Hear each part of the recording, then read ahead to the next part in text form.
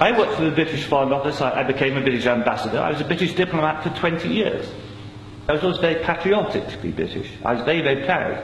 I remember when I first became a British ambassador and first went out in my own flag car with the Union Jack flying on the front as the ambassador, you know, I had a lump in my throat. It was a proud moment for me. It was only 6 months after that I discovered that in the country where I was ambassador, we and the Americans were shipping people in order for them to be tortured. And some of them were tortured to death. Now, as you may imagine, my worldview changed. It was at the same time, about a month later, we invaded Iraq against the will of the Security Council. Not just without permission of the Security Council, but in the full knowledge that if it had gone to the Security Council, we would have been voted down. And I, as a British diplomat, saw all the internal memos that went through that decision. I know for certain, I used to be head of the FCO unit that monitored Iraqi weapons of mass destruction. But I know for certain, I can tell you, that they knew there weren't any.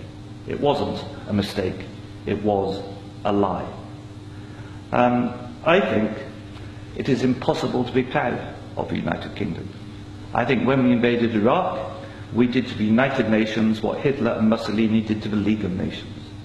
And I think what we've done since, where the truth is often much hidden in the bombing. If you look at Libya, disaster now, we bombed it. We killed 15,000 people when NATO bombed Sirte, something they never told you on the BBC. And did we make it better? No. I saw in Uzbekistan, I saw the gas contract signed by Enron and a company called Unocal, which George Bush Sr.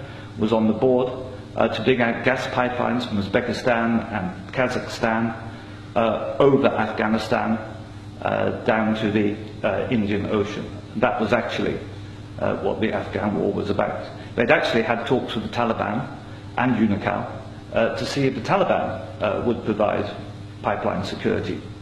The person who held those talks was the consultant for Unocal, who's a certain Mr. Karzai, who, after being employed by George Bush Sr. as a consultant, went on to become president of Afghanistan. That was their plan B. The Taliban wouldn't do it, so they invaded. It usually, I've seen it on the inside, it's almost always about control of resources.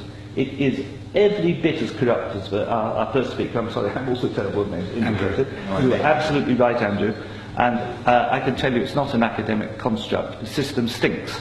Westminster stinks. The British government is deeply, deeply immoral. They don't care how many people they kill abroad if it advances them. And anybody who votes no is voting to support a psychologically flawed, a pathological state, which is a danger in the world, a rogue state, a state prepared to go to war to make a few people wealthy.